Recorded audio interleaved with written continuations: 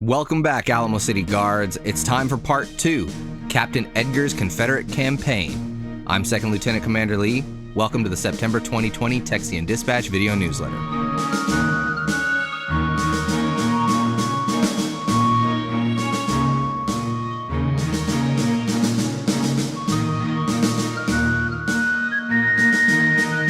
We are the Sons of Confederate Veterans, Alamo City Guards, Camp number 1325.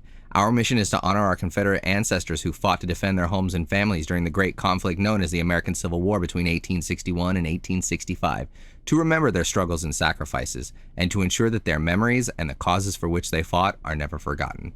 Membership is open to male descendants of Confederate veterans ages 12 years and older. We have a cadet program for young men ages 12 years and younger.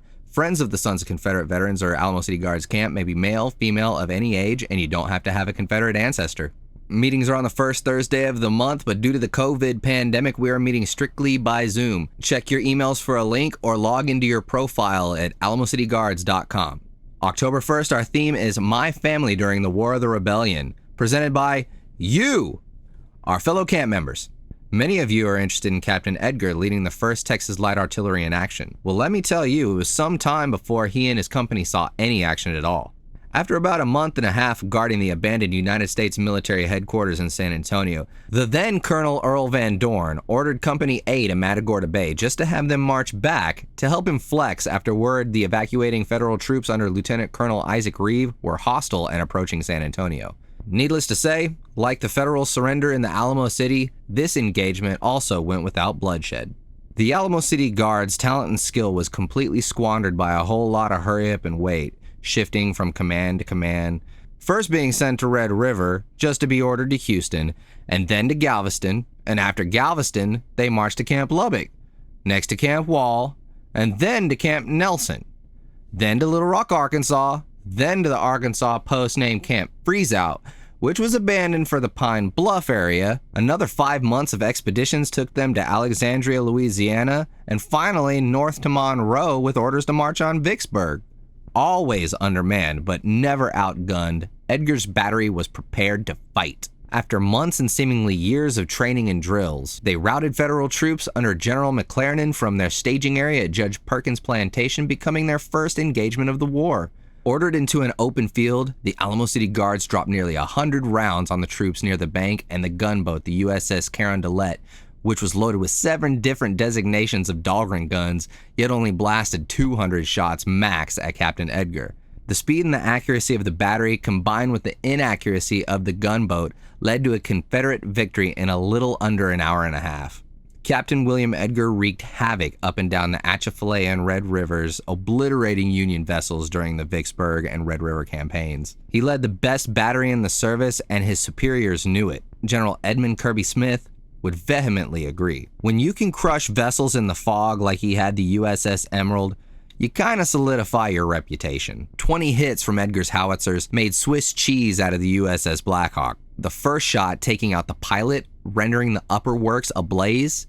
Edgar ordering Walker's infantry to keep up a constant assault, preventing passengers and crew from extinguishing the flames. That was until the USS Choctaw joined the fray and caused the Graybacks to retire. After the fall of Vicksburg, the Non-Imperial Battery, as they came to be known, was assigned to Hendersons Hill to slow the federal march from Alexandria. This proved to be damning. It was a sleety, outrageous night. Captain LG was dispatched with a message telling the battery to fall back. The message never arrived. Troops led by Brigadier General Joseph Mower, who had torched the town of Milliken's Bend that past June, captured the courier. Leaving a part of his force, making it appear as hostilities were ceasing for the evening, Mower, with his stolen intel and countersigns, made a surprise attack. The only shot fired was when the federal color bearer stabbed Captain Edgar with the finial of his flag, to which Captain Edgar fed him a dose of hot lead straight to the mouth. Edgar's capture was a straight-up buzzkill across the entire division because 3 brigades claimed Edgar's as their battery. He would remain in a New Orleans prisoner of war camp for about 3 months until General Smith negotiated a prisoner exchange July 22, 1864. Edgar was promptly put back into the fray as an unattached unit until assigned to the 8th Mounted Artillery Battalion under Major John Alexander Vernon. The unit would spend the remainder of the war defending Matagorda and Corpus Christi area, slowly withering away from desertion. The war ended without the pomp and circumstance it had begun. Captain Edgar was one of a handful of men present when Confederate forces surrendered June 2, 1865, in Galveston, Texas.